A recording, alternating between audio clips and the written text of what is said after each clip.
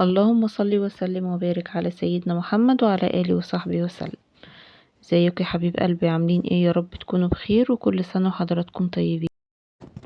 هنكمل مع بعض يا حبايب قلبي تنظيفات العيد. طبعا الفيديو ده متصور بقاله كذا يوم، بس النت طبعا مشكلة الناس كلها زي ما انتوا عارفين، مش عارفة انزل فيديو خالص. بس الحمد لله يعني، فانا بالفيديو ده حاولت اجمع لكم من كذا يوم فاتوا. الفيديو ده متصور بقاله كذا يوم يعني. النهاردة بس هنفرش ان شاء الله. بس يا حبايبي، فكده بمسح. زعفت الاول الحيطان بالزعافة كده او بمكنسة نظيفة، او مكنسة يعني لف عليها قماشة نظيفة عشان خاطر ما تبقاش فيها حاجة وتيجي في الحيطة برضو تبهدلها. وبالمساحة دي بشوية كلوركس الوان كده، وبرضو بمشيها على الحيطة لو في شوية تراب برضو مش باينين ولا حاجة، برضو هتنضف الحيطة وتلمعها معاكي. هنا بالجوانتي ده او بفوطة نظيفة، وحوالين المفاتيح طبعا، يعني مكان ما حد بيفتح المفاتيح وكده بيبقى فيه بقع او كده حواليها، فبنمسحها برضو. والحيطان يعني كده بمشي عليها، بس كل حاجة نظيفة، بس يعني بتمشي ايدك عليها كده برضو عشان تبقي ايه مطمنة ان يعني كل حاجة باينة قدامك نظيفة.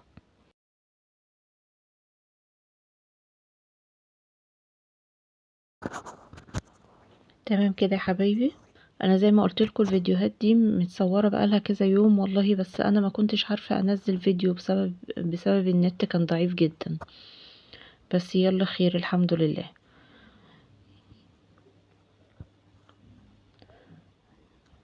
تمام كده هنمسح برضو اي حاجه قدامنا يعني، بقعه باينه مش باينه، فانت بجوانتي كده او بقماشه بتمشي ايدك على الحيطه بس.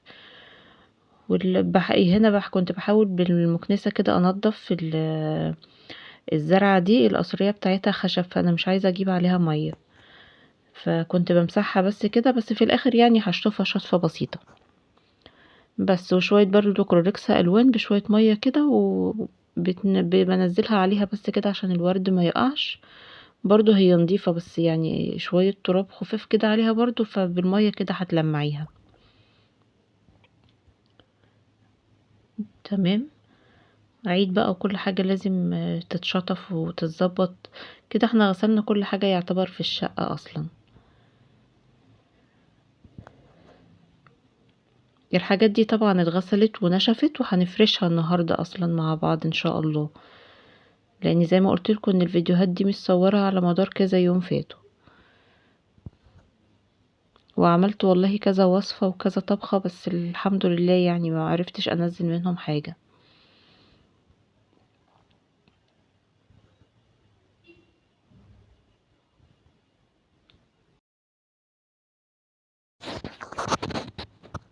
تمام يا حبيبي. كده بس بالدش كده، وبمشيها بس عليها يعني لو فيها تراب ولا حاجه تنزلها وخلاص. وادي الزرعه التانية برضو بشويه ربس وشويه كلوركس اي حاجه وبشويه ميه، وبتنزلوهم عليها، وبرضو بالدش او بالخرطوم اي حاجه وبتشطفيها وبس، هتبقى معاكي زي الفل. قولولي بقى، فرشته ولا لسه ما خلصتوش ولا ايه؟ ان شاء الله النهارده كلنا نكون مخلصين الشقه، وبكره زي ما اتفقنا ما يبقاش ورانا حاجه غير يا دوب عماير الفطار. وخليكي بكره مع ربنا ان شاء الله شويه، طبعا احنا طول الوقت لازم نبقى مع ربنا، بس بكره يعني احب الايام ان شاء الله يعني. ربنا يستجاب دعواتنا كلنا. الزرعة دي كانت نضيفة يعني، هي جديدة فحسيتها نضيفة، فما حبيتش ان انا ابلها يعني او احطها كلها تحت المية وكده. فبالفوطة كده بشوية فوطة مبلولة يعني، وبمسحها بلمعها كده وخلاص. فانا قلت لسه جديدة يعني وما بقالهاش كتير محطوطة، فمش لازم ان انا ابلها كلها.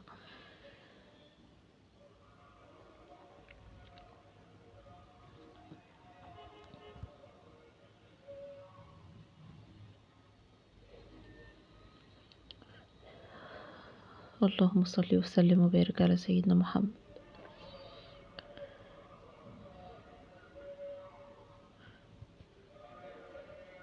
الاول يا جماعة كنا بنقلب الشقة كلها في يوم واحد، مش فاهمة كان ايه اللي بيحصل لنا ده. فكنت تخلصي، كنا بنفضل نفرش لحد يعني الناس بتبقى رايحة تصلي العيد، وكنت لسه بفضل بفرش لسه. لا بس انا بقالي فترة يعني كذا سنة كده اتعودت ان انا قبل العيد بيوم بيومين بكون مخلصة كل اللي ورايا، وبتكون الشقة مفروشة وزي الفل.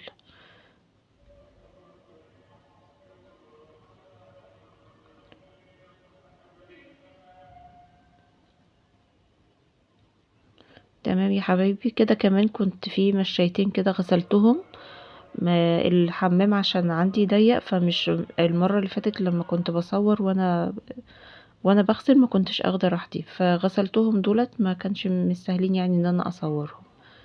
تمام. وكده الشباك برضو بنضفه وهمسحه. ما حبيتش برضو ان انا اخلعه واغسله وكده، لان هنا المسافة عالية قوي، فانا خفت بصراحة وانا بفكه، وبابانا ما كانش موجود انه يساعدني يفكهم لي.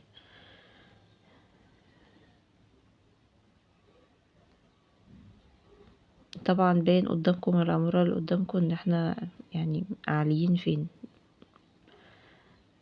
الحمد لله.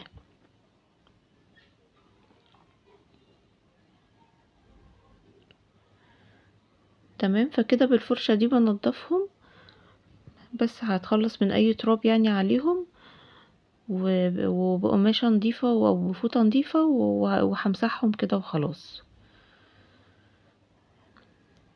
الشيش بتاع البلكونة بس هغسله، لانه يعني هيبقى قدامي سهل ان انا اطوله واعرف اكب مية وكده، مع ان البلكونة عندي مفيهاش صرف، فهضطر ان انا بعد ما اخلص هيبقى مية كتير فاشيلها كده. فمعلش الحمد لله. يعني انا مش فاهمة هما وصلوا لحد التامن بس صرف للبلكونات ولحد ال15 مفيش صرف ليه. فببقى نفسي بصراحة ان انا وانا بسيق اعرف اكب مية براحتي، اعرف اغسل الشيش بمية يعني كتير وكده، بس مش بعرف. يعني غالبا البلكونة بمسحها بس. بس فكده بقماشة نضيفة اهوت، وبلمع الشيش وخلاص بيبقى برضو نضيفه زي الفل.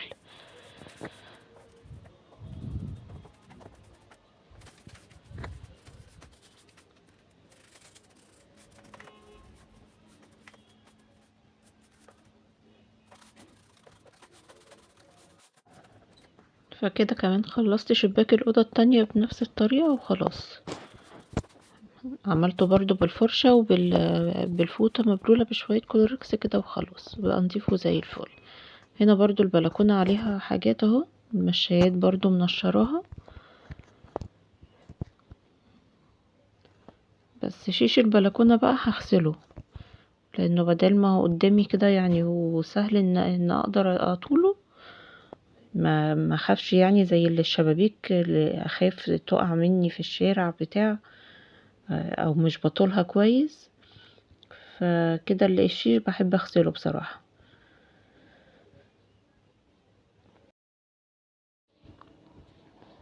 بس حبايب قلبي فهغسله وارجع اشطفه شطفة خفيفة كده، عشان برضه هو خشب ما احطش عليه مية كتير. وعبال ما كنت بخلص انا ده، كانت بنتي ربنا يبارك فيها يا رب كانت مسحت لي بقى البيبان والموبيليا ورتبت لي السراحة. وهي في حاجات كده هي بتحب تعملها، يعني بتحب واحنا بننضف ماما انا هعمل كذا. فربنا يبارك فيها يا رب ويخلي لكم ولادكم يا رب، وعودوهم يعملوا معاكم كل حاجة.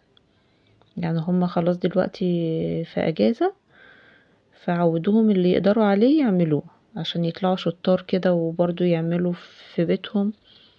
ما تتفاجئش بالحياة، يعني بعد كده تبقى متعودة ان هي بتعرف تعمل كل حاجة. وهم البنات شطار بيحبوا يساعدوا يعني. بصوا الشقة جوه لسه فوق بعضها اهي، السجاد لسه محطوط اهوت وكل حاجة لسه. بس احنا عشان كنا ماشيين بنظام الاول اهو، بوريكوا البلكونة خلاص خلصتها ونشفتها، والشقة جوه لسه تضرب تقلب اهي. فبس ورجعت في البلكونة كل حاجة مكانها. وعملت قبل ما اغسل الشيش كمان بالمكنسة، وعملت سقف البلكونة كان عليه تراب طبعا ومتبهدل، فظبطته برضو قبل ما اغسل الشيش. وانا داخله كده من البلكونه ما شاء الله شفت المنظر الجميل ده، فقلت برضو اوريهولكوا. وقعدت اكبر شويه وربنا يكتبها لنا يا رب يا رب يا رب. كده همسح بقى تحت الكنب، وهننضف يعني نمسح الشقه كلها مسحة خفيفة كده. احنا غاسلين كل حاجة، يعني شفتوا لما قلتلكوا ان احنا كل يوم نعمل حاجة، فكل حاجة عدت من علينا ازاي. الحاجات اللي عايزة تتمسح مسحناها تمام. قصدي الحاجات التقيلة اللي عايزة تتغسل غسلناها، ان كان سجاد او ستاير او كده اتغسل بدري بدري من يعني من كذا يوم. فدلوقتي انتي بتشطبي بقى خلاص، كنسة خفيفة كده وبتمسحي وخلاص هتفرشي، لان كل حاجة انتي عاملاها نضيفة عندك.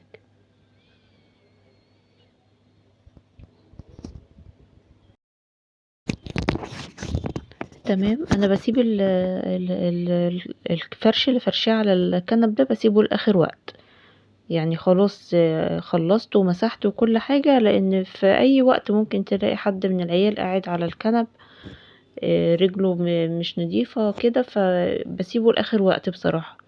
يعني خلاص خلصت وخلاص بفرش الارض، بقوم فرشة بقى الحاجات اللي هفرشها للعيد. لكن الفرش اللي انا حاطاه عليها ده بسيبه لاخر وقت. ومسحت برضو قدام باب الشقة وزعفت فوق الباب بتاعه ولمعت باب الشقة. بس في حاجات كده يعني مش بعرف على طول اصورها معاكم، فبرضو اللي ينفع اصوره بصوره معاكم، واللي مش بينفع بقولكوا برضو عليه.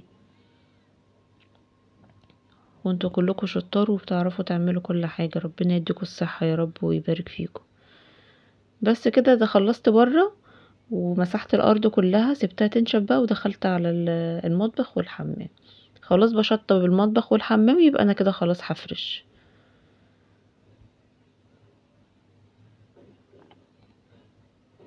تمام. بص حبايبي الفويل اللي لفه بيه او ورق الالومنيوم ده اللي لفه بيه العيون بجد بيحافظ عليها قوي. يعني انتي مجرد خلاص ما بتشيليه كده، يعني انا بسيبه بيقعد اسبوع ولا حاجه على على العيون، بمسح من حواليه البوتاجاز كل يوم وهو بيفضل محافظ على العيون بصراحه. يعني انتي خلاص هتشيليه كده ممكن تشيليه تحطي غيره، يعني بس هو يعني انا بديله مسحة خفيفة كده او غسلة خفيفة عشان برضو يبقى نضيف، لكن ممكن تشيليه وتحطي غيره من غير ما تغسليه ولا حاجة. وده فرع الورق اللي لفاه على على الماسورة بتاعة الغاز دي، طبعا بيبقى عليه دهون وكده، وبيبقى شكله حلو على الماسورة بصراحة، بس بيبقى لامم دهون كتير قوي. فبس بحطه بس في شوية مية بصابون كده، بشوية سترس او مزيل دهون، وامشي ايدي عليه كده بس بينضف وبيبقى زي الفل. بشطفه يعني بنشفه وبرجع احطه تاني. فانا سايباه برضو بيتنقع جنبي اهو شويه لحد ما اغسل الشفاط عشان ينضف اكتر.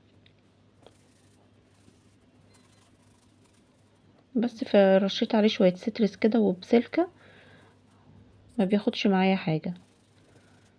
طبعا المفروض ان انا عشان شغاله في يعني في بالسترس او بالحاجات دي، طبعا ده غلط على الايد جدا. المفروض ان انا كنت البس جوانتي او كده، بس ما عنديش بصراحه، فما كانش عندي، فقلت ما فيش حاجة هتعطلني. بس خدوا بالكم يا جماعة، هو ريحته قوية. خدوا بالكم وانتوا شغالين في التنظيفات بتاعة المطبخ اليومين دول، خدوا بالكم بالله عليكم من الحاجات دي عشان نفسكم ومناخيركم وكده. انا كنت كل شوية بروح عند الشباك اخد نفس وارجع تاني.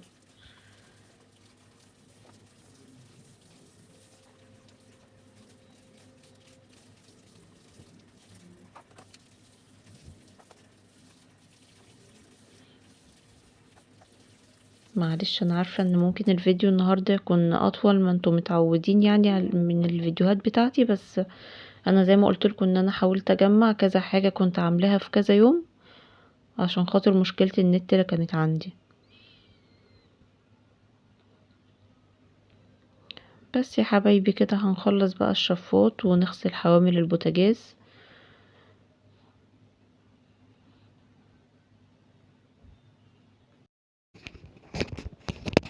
تمام يا حبايبي، بالله عليكم ما تنسونيش في اللايك واشتراك، لان بجد بتعب في الفيديو قوي، بتعب في تصويره وفي في المونتاج، ف يعني اجبروا بخاطري بالله عليكم.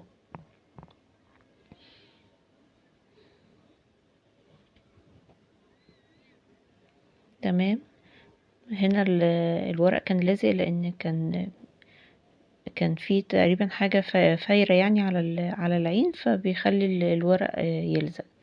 لكن هو لما بعمل العين كده بصراحة بورق الفويل بيحافظ لي عليها قوي، ما بياخدش كمان مجهود في الغسيل. الاول كانت العين بحسها بتتحرق وارجع عشان انضفها، وقت طبعا ومجهود وكده. لكن الورق ده بيحافظ عليها قوي، يعني بتمشي السلك عليها كده خلاص نضفت.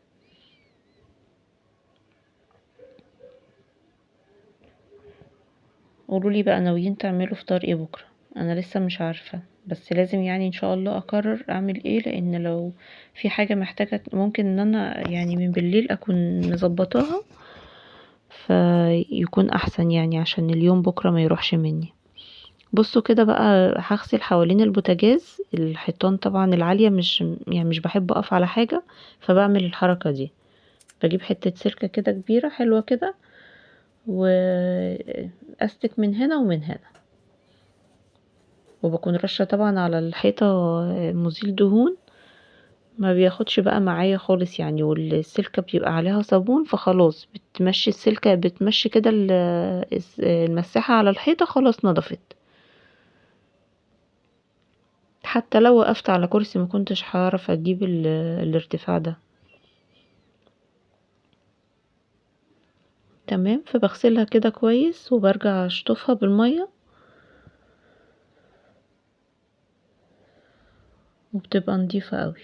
وبغسل الشباك وفوق الشباك. تمام. هنا طبعا العيون بنشفها بقى كويس عشان ارجع الفها تاني بورق ألمونيوم، بيحافظ عليها قوي.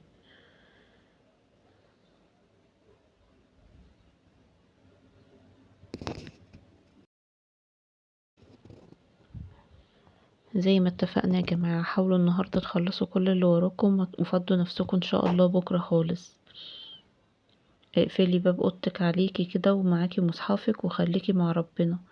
يعني متخيلين ان ربنا بيكون يعني في السماء الدنيا، يعني هو اصلا يعني اقرب لنا في اي وقت من اي حد، فتخيلوا ان في اليوم ده بيكون في السماء الدنيا، يعني مستجاب ان شاء الله لكل دعوة. يعني دعوات يوم عرفة ان شاء الله، ان شاء الله مستجاب.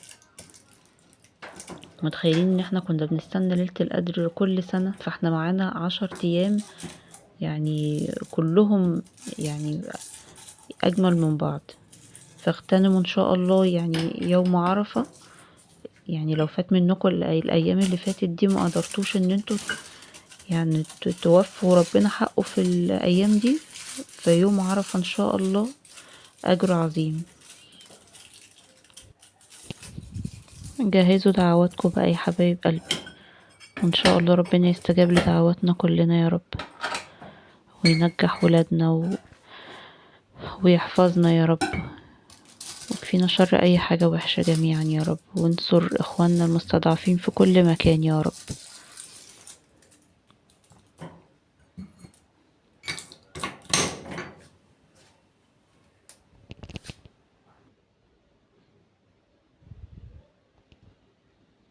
بس كده خلاص، خلصت البوتاجاز وغسلته ومسحته وكده تمام زي الفل. تمام، والشفاط كمان اهو اتركبته، وبوريكم الحيطة بصوا بتلمع ازاي بعد ما اتشطفت. تمام، يلا جولة في الشقة بقى كده على السريع. وانا اسفة ان الفيديو طول، معلش حقكم عليا، معلش. كل سنة وحضراتكم طيبين. وادي الشكل النهائي طبعا. شفتوا اول الفيديو كانت الدنيا عاملة ازاي فوق بعضها، فكده الحمد لله فرشنا فرش العيد اهو. كل سنة وحضراتكم طيبين، وربنا يجعل ايامنا كلها اعياد يا رب. تمام. بصوا هنا بوريكم انا شاريه الزرعتين دولت، فرحانه بيهم قوي. الواحده ب50 جنيه، بس عجبتني قوي القعده بتاعتها خوص كده، بس شكلها حلو قوي. انا كنت حاطه حاجه تانية غيرهم، بس عجبني الاتنين دول بصراحه حطيتهم.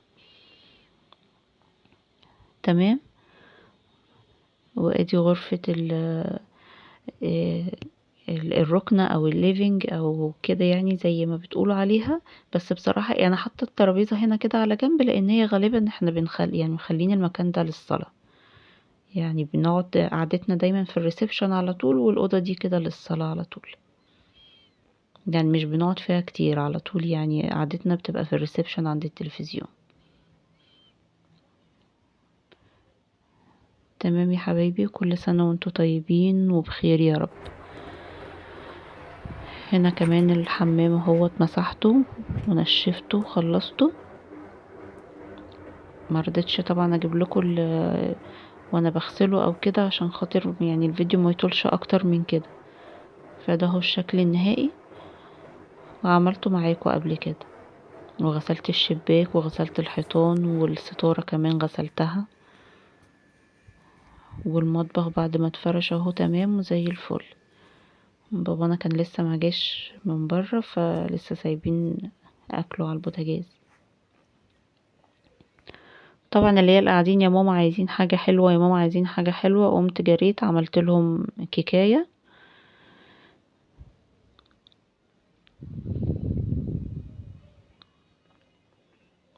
بس بيضتين، ومعايا بشر برتقان وكيسين فانيليا، كوباية لبن، كوباية ونص سكر. تمام. و يعني حوالي ربع كوباية سمنة على زيت. السمنة دي بتاعت واحد ستهم يا جماعة، طلعت فظيعة بجد، خطيرة. وطعمها باين في اي اكل، حلوة جدا. بس فاعمل كيكاية عادية خالص، يعني ما فيهاش اي افتكاسات.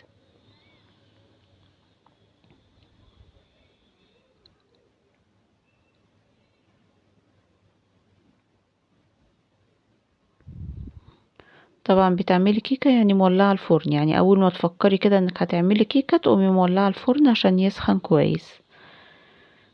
بس معايا كوبايتين دقيق، وهحط عليهم كيس كيك شيف وذرة ملح.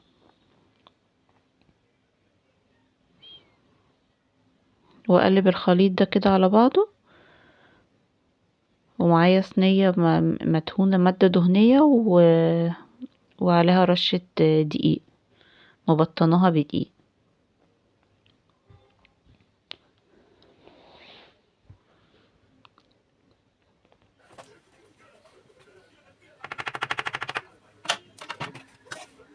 بس يا حبيبي كده قلبتها كويس، وهحطها في الصينية وادخلها الفرن، يعني حوالي ربع ساعة، ساعة الا ربع، في الرف الاوسط، مولعة الفرن بس من تحت.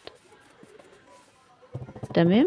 استوت على كده، ومحتاجة بس وش من فوق بقى، اطفي من تحت واولع الفرن يعني 3 دقايق بالشواية من فوق. كده خلصت يومي بقى، واخدت دش وخلاص، ما ورايش حاجة تاني. قمت عاملة لي بقى كوباية شاي وحتتين كيكة.